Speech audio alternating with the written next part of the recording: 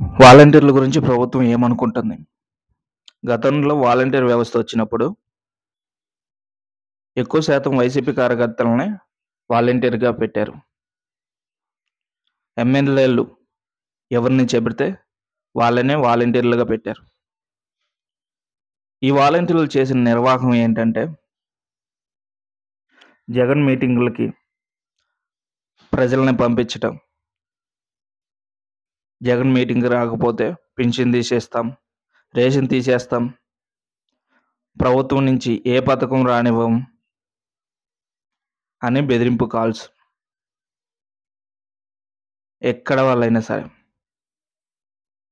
ఇదొకటే కాదు.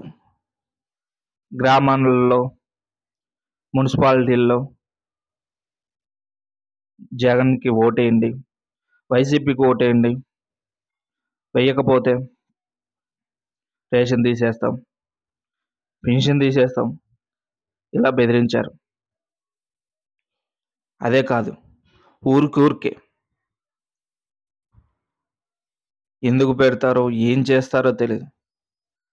ప్రతిసారి తీసుకుంటా ఉంటారు. కొంత డేటా కలెక్ట్ చేస్తూనే ఉంటారు.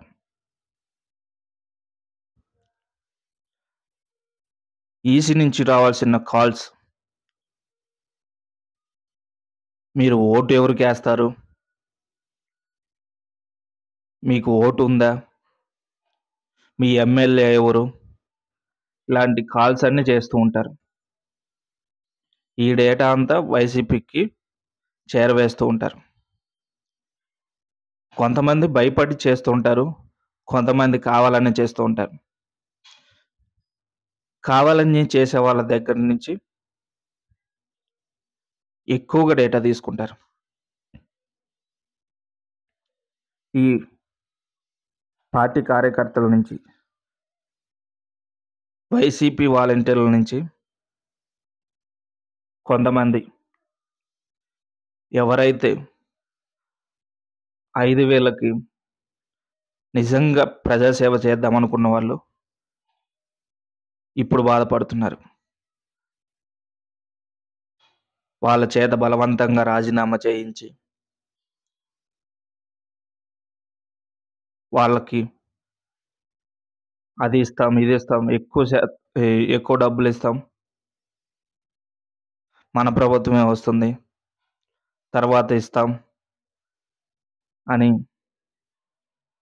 బలవంతంగా రాజీనామా చేపించారు. ఇలా కొన్ని కుటుంబాలు బాధపడుతున్నాయి.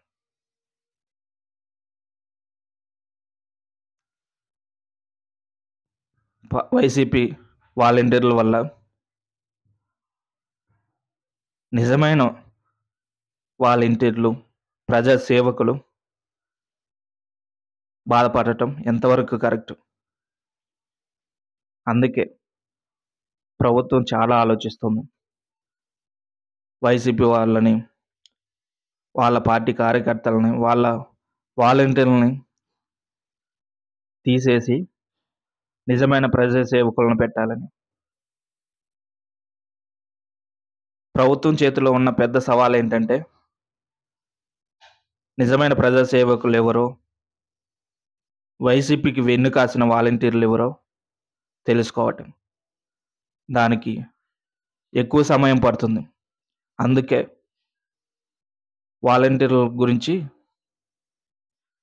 వాలంటీర్ల వ్యవస్థ గురించి ప్రభుత్వం ఇంకా ఎలాంటి అప్డేట్ ఇవ్వలేదు.